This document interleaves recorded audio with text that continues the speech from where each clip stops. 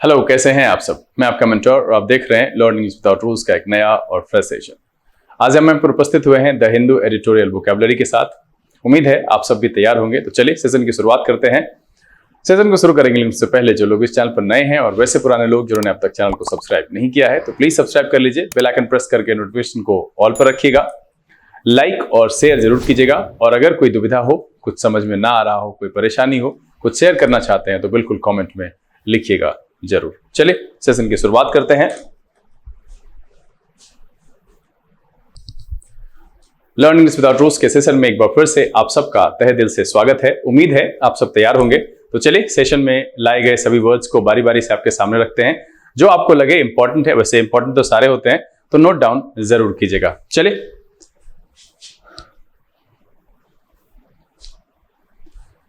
Session का जो पहला वर्ड है वो है हॉटबेड।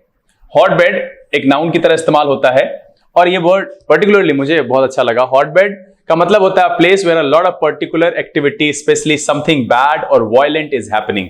मतलब है कि ऐसा जगह जहां पर कि कुछ बुरा और बहुत सारा वायलेंट हो रहा हो, मतलब बुराई पनपने का अड्डा कह सकते हैं। अगर हम सिनोनिम की बात करें तो हब कह सकते हैं, प्लेग स्पॉट कह सकते हैं। एंटोनिम की बात करें, चूंकि वो पॉइंट है तो इसके लिए हम एक्सटीरियर या फिर हम आउटसाइड का इस्तेमाल कर सकते हैं इसके एंटोनिम के तौर पर। अगर आप यहां पर नहीं कुछ उचित लगे तो आप नहीं भी कर सकते, लेकिन मैंने यहां पर एक कोशिश की, केंद्र बिंदु दिया है तो आउटसाइड की बात रख करके एक संदर्भ तक एंटोनिम रखा जा सकता है। चलिए अगला जो शब्द है वो है इम्पोवरिश। बहुत ही कॉमन है, ये वर्ब की तरह इस्तेमाल होता है। इम्पोवरिश का मतलब होता है टू मेक समबडी और समथिंग पुअर और लोअर इन क्वालिटी। मतलब है दरिद्र कर देने से, अशक्त कर देने से इसका सेंस आता है। सिनोनिम की बात करें तो बैंकरप्ट, डिप्लेट एंड रूइन कहेंगे। क्या कहेंगे? बैंकरप्ट, डिप्लेट एंड रूइन कहेंगे। एंटोनिम की बात करें तो एनरिच, सेव एंड प्रिजर्व। क्या कहेंगे? एनरिच, सेव एंड प्रिजर्व इसके लिए इस्तेमाल होगा। ठीक है, चलिए अगला जो शब्द है वो है ड्रम अप। ड्रम अप एक फ्रेजल वर्ब की तरह इस्तेमाल होता है। ड्रम अप क्या है? फ्रेजल वर्ब है और इसका मतलब होता है to increase interest in something और सपोर्ट फॉर समथिंग। मतलब है कि बढ़ावा देना, अपने पक्ष में लेना या खींचने के सेंस में इसका हम ड्रम अप इस्तेमाल करते हैं। सिनोनिम कहें तो canvas, attract, request, motivate. Canvas, attract, request, motivate. And antonym कहें तो डिस्करेज, वीकेन एंड रिपल्स। क्या हो जाएगा? डिस्करेज, वीकेन एंड रिपल्स इस्तेमाल करते हैं ड्रम अप के लिए एंटोनिम के तौर पर। तो यहां जो तीन शब्द आए, पहला आया हॉटबेड। हॉटबेड का मतलब है बुराई पनपने का अड्डा। इम्पोवरिश का मतलब होता है दरिद्र कर देना या अशक्त कर देने से, और ड्रम अप का मतलब होता है बढ़ावा देना, अपने पक्ष में लेना या खींचने के अर्थ में इसका इस्तेमाल करते हैं। चलिए अगला जो शब्द है वो है सिट इन और ये भी एक फ्रेजल वर्ब है। सिट जो वर्ब है उसका ये फ्रेजल वर्ब है। Of a group of people, यानी एक लोगों के समूह के लिए कहा गया है और विशेष करके वैसे लोग जो किसी जगह पर बैठ जाते हैं और वो जगह खाली करने के लिए तैयार नहीं होते हैं एक प्रोटेस्ट के तौर पर, उसके लिए हम सिट इन का इस्तेमाल करते हैं। Occupy a place as a form of protest और अटेंड अ मीटिंग और discussion without taking an active part in it. मतलब है कि दूसरा जो सेंस है कि किसी भी मीटिंग में या डिस्कशन में हिस्सा लेना, बट एक्टिवली हिस्सा, वहां पर अटेंड होना लेकिन एक्टिवली उसमें हिस्सा नहीं लेने को हम सिट इन कहते हैं। मतलब धरने पर बैठने के अर्थ में हम इसका इस्तेमाल करते हैं। सिनोनिम की बात करें तो प्रोटेस्ट कह सकते हैं, रिवोल्ट कह सकते हैं, स्ट्राइक कह सकते हैं, वॉकआउट कह सकते हैं। एंटोनिम की बात करें तो कंप्लायंस, ओबीडियंस एंड प्रेज। क्या हो जाएगा? कंप्लायंस, ओबीडियंस एंड प्रेज इसके एंटोनिम के तौर पर इस्तेमाल किया जा सकता है। अगला जो शब्द है वो है स्ट्राइव। ये एक वर्ब की तरह प्रयोग होता है। स्ट्राइव का मतलब होता है to try very hard to do something और to make something happen specially for a long time और अगेंस्ट डिफिकल्टीज। मतलब क्या है? To try very hard to do something और to make something happen specially for a long time और against difficulties. मतलब है संघर्ष करना, का मुकाबला करना या प्रयास करना। इस सेंस में हम स्ट्राइव का इस्तेमाल करते हैं। सिनोनिम की बात करें तो अटेम्प्ट, एंडेवर एंड ट्राई। क्या हो जाएगा? Attempt, Endeavour and try. और एंटोनिम की बात करें तो quit, drop and give up इसके एंटोनिम के तौर पर इस्तेमाल किया जा सकता है। Quit, drop and give up. अगला जो शब्द है वो है लेसे फेयर। लेसे फेयर नाउन और एडजेक्टिव दोनों तरीके से इस्तेमाल होता है। The policy of allowing private business to develop without government control. मतलब है अहस्तक्षेप की नीति।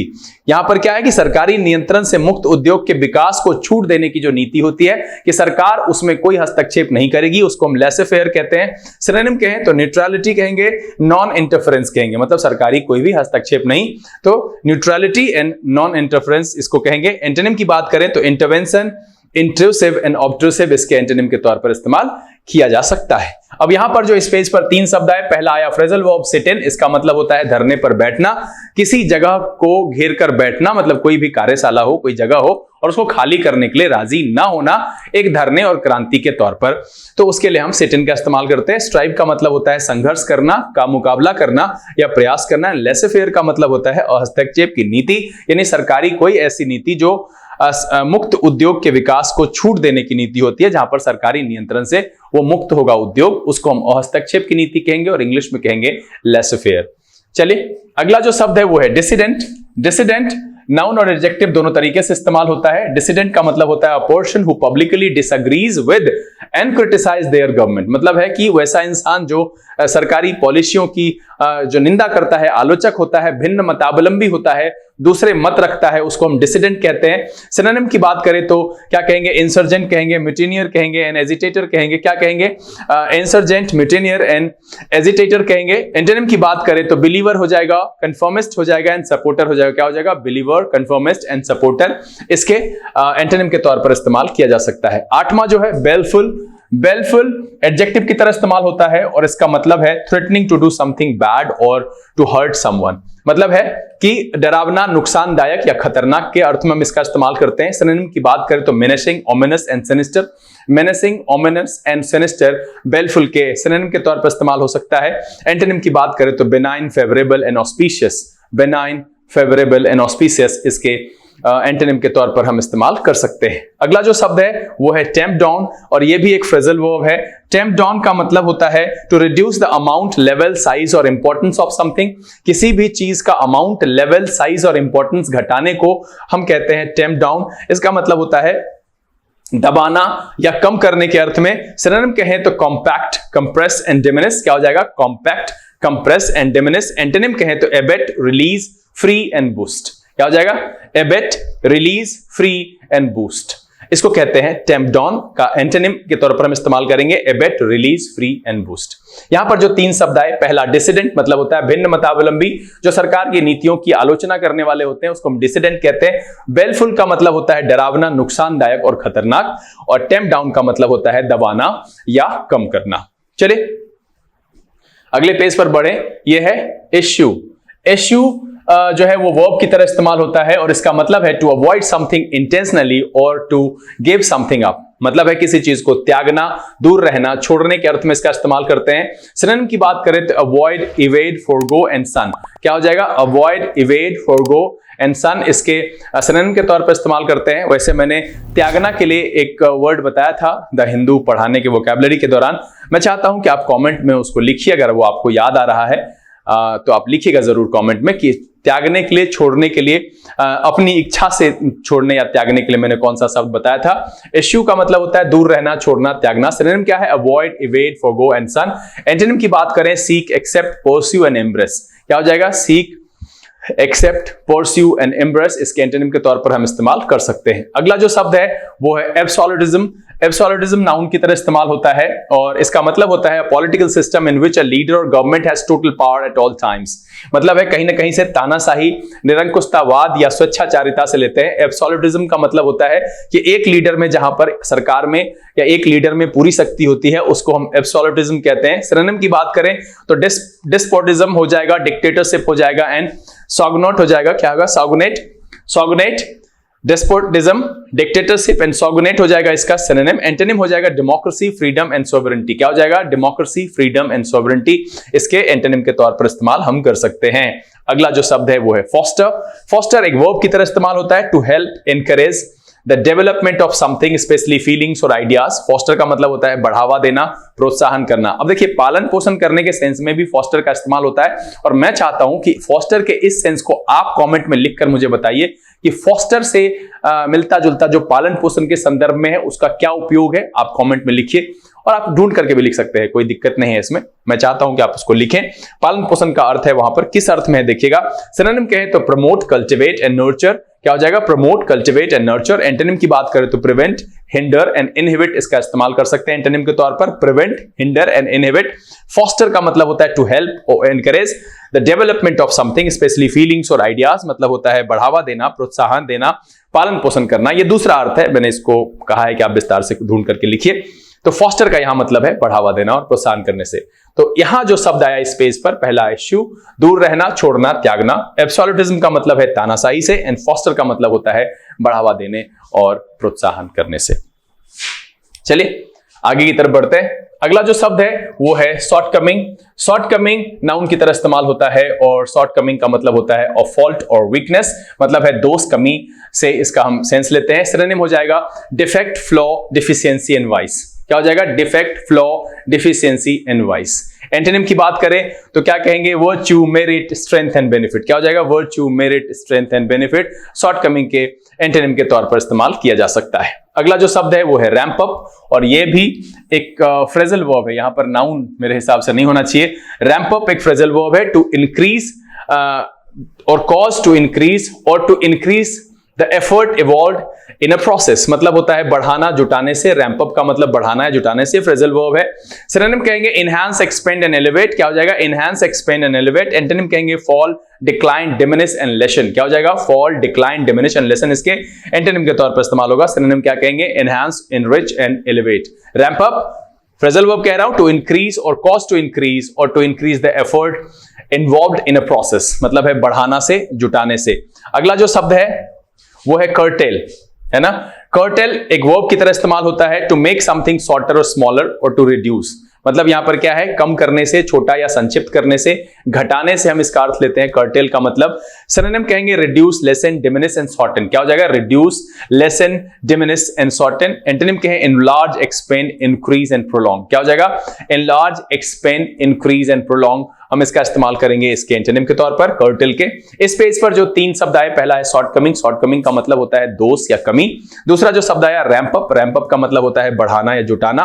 एंड कर्टेल का मतलब होता है कम करना, छोटा या संक्षिप्त करना या घटाना। इस अर्थ में हम इसका इस्तेमाल करते हैं। चलिए अगला जो शब्द है वो है वेव। वेव वर्ब की तरह इस्तेमाल होता है, to choose not to demand something in a particular case even though you have a legal और official right to do so, मतलब है छोड़ना।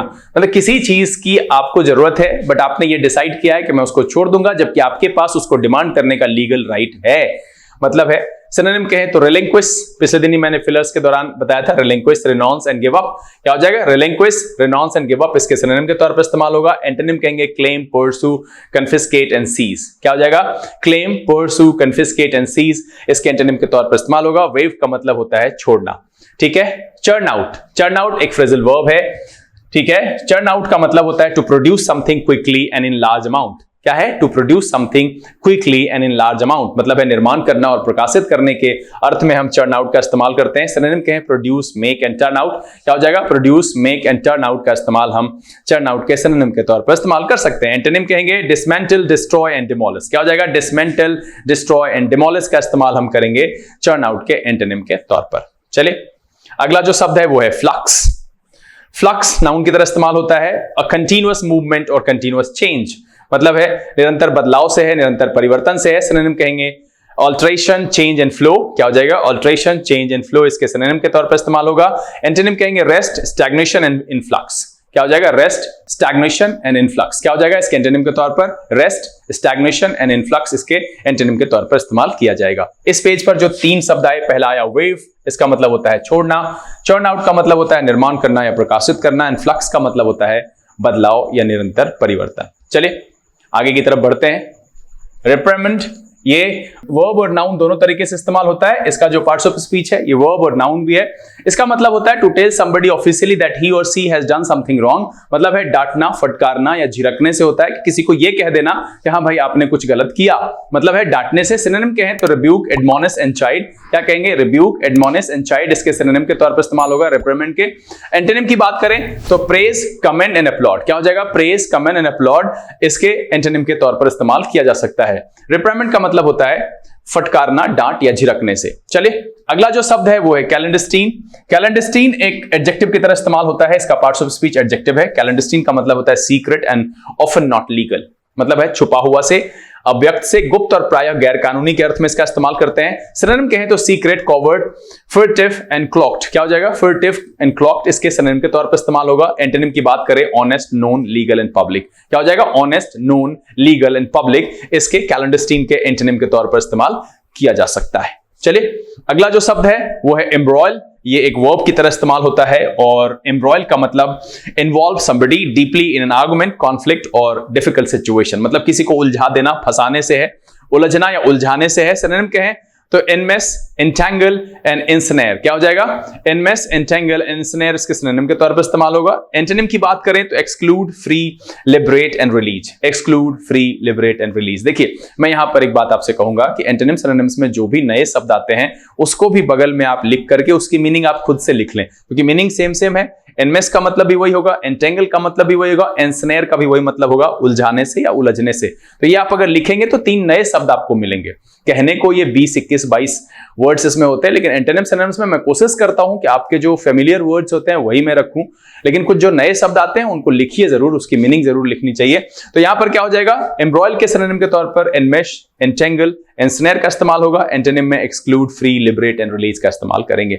इस पेज पर जो 3 शब्द आया उसमें रिप्रेमेंट पहला है, फटकारना, डांट या झिड़कने से। कैलेंडरस्टीन दूसरा है, छिपा हुआ, अव्यक्त, गुप्त और प्रायः गैर कानूनी से। और एम्ब्रॉयल का मतलब होता है उलझाना या उलझने से। चलिए आगे बढ़ते हैं। अगला है स्क्रिमस।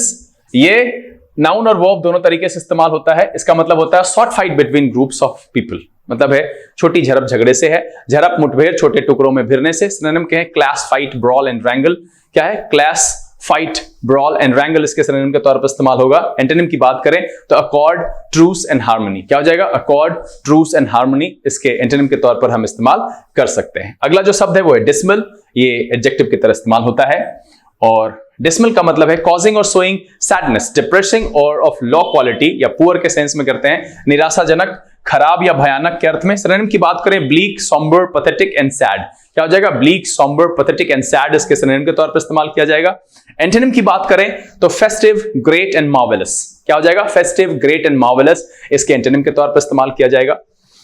अगला जो वर्ड है वो है एक्सक्विजिट। ये एक एडजेक्टिव की तरह इस्तेमाल होता है, इसका पार्ट्स ऑफ स्पीच एडजेक्टिव है। एक्सक्विजिट का मतलब होता है एक्सट्रीमली ब्यूटीफुल एंड प्लीजिंग, है ना? उत्तम, विशिष्ट, सुंदर और कोमल। सिनोनिम कहें एडमायरेबल, डेलिकेट एंड एलिगेंट। क्या हो जाएगा? Admirable, delicate and elegant. Antonym की बात करें अगली, बल्कि, इंफीरियर एंड ऑर्डिनरी। क्या हो जाएगा? अगली, बल्कि, इंफीरियर एंड ऑर्डिनरी इसके एंटोनिम के तौर पर एक्सक्विजिट के एंटोनिम के तौर पर इस्तेमाल किया जाएगा। इस पेज पर जो 3 शब्द आए, पहला आया स्किरमस। इसका मतलब होता है झड़प, मुठभेड़, छोटे टुकड़ों में भिड़ने से। डिसमल का मतलब होता है निराशाजनक, खराब या भयानक से। एक्सक्विजिट का मतलब होता है उत्तम, विशिष्ट, सुंदर और कोमल।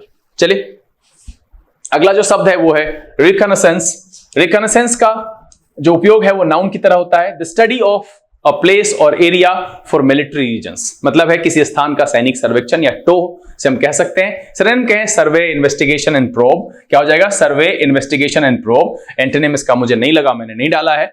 और जो आखिरी शब्द है आज के सेशन का वो है पर्ज। पर्ज नाउन और वर्ब दोनों तरीके से इस्तेमाल होता है और पर्ज का मतलब होता है to remove people that you do not want from a political party और अदर ऑर्गेनाइजेशन। मतलब है साफ करने से, धो डालने से, निर्दोष साबित करने, हटाने से। मतलब जो भी है उसको आप इसको हटा भी सकते हैं यहां से। साफ करने, धो डालने का मतलब है कि जो भी आप जिसको पसंद नहीं करते हैं उसको हटाने से क्या करें? To remove people that you do not want from a political party और अदर ऑर्गेनाइजेशन। तो इसका जो सिनोनिम होगा वो remove, expel, exclude and evict. क्या हो जाएगा? Remove, expel, exclude and evict. कभी कभी ना हिंदी जो मीनिंग होता है ना वो इंग्लिश को पढ़ने से बदल जाता है। दैट्स व्हाई मैं आपको हमेशा कहता हूं कि इंग्लिश मीनिंग करने को आप ज्यादा प्रेफर करें, वो ज्यादा याद रहेगा। एंटोनिम के तौर पर कहें तो डिग्रेड कह सकते हैं, डिफाइल कह सकते हैं, डिबेस कह सकते हैं, करप्ट कहते हैं। हम धो दिए, शुद्ध कर दिए, शुद्धिकरण कर दिया तो मतलब है उसके स्तर को ऊंचा कर दिया। तो उस अर्थ में अगर हम इसके एंटोनिम को देखें तो डिग्रेड, डिफाइल, डिबेस एंड करप्ट रख सकते हैं। तो यहां जो आखिरी पेज पर आया रिकॉनेसेंस का मतलब होता है किसी स्थान का सैनिक सर्वेक्षण या टो। और जो आखिरी वर्ड है वो है पर्ज। पर्ज का मतलब होता है साफ करना, धो डालना यानी शुद्धिकरण करने से। उम्मीद है कि यहाँ जो टोटल 26 वर्ड्स रखे और इसके एंटोनिम सिनोनिम्स मिलाकर के अधिकांश आपके लिए जो है नए शब्द अच्छी संख्या में मिल गए होंगे और आपको बहुत मजा आया होगा। अगर ये वीडियो अच्छा लगा आप इसे लाइक कर दीजिए। अगर अब तक आपने चैनल सब्सक्राइब नहीं किया है तो प्लीज, अब मुझे कहना नहीं चाहिए, चैनल को सब्सक्राइब कर लीजिए, बेल आइकन प्रेस करके नोटिफिकेशन को ऑल पर रख लीजिए ताकि यहाँ से जो भी इस तरह की इंफॉर्मेटिव वीडियोस आती है वो मिस ना हो और आप पढ़ सकें। और अपने लाइफ में अच्छा कर सकें। समय यहाँ से विदा लेने का, बहुत जल्द इस तरह के वीडियोस के साथ फिर आपके सामने उपस्थित होंगे। तब तक के लिए आप घर में रहिए, अपना और अपने परिवारजनों का ख्याल रखिए, खुश रहिए, मस्त रहिए, लेकिन पढ़ते लिखते जरूर रहिएगा। लर्निंग विदाउट रूल्स के सेशन से B K Singh signing off. Keep reading, keep practising. Thank you, God bless you.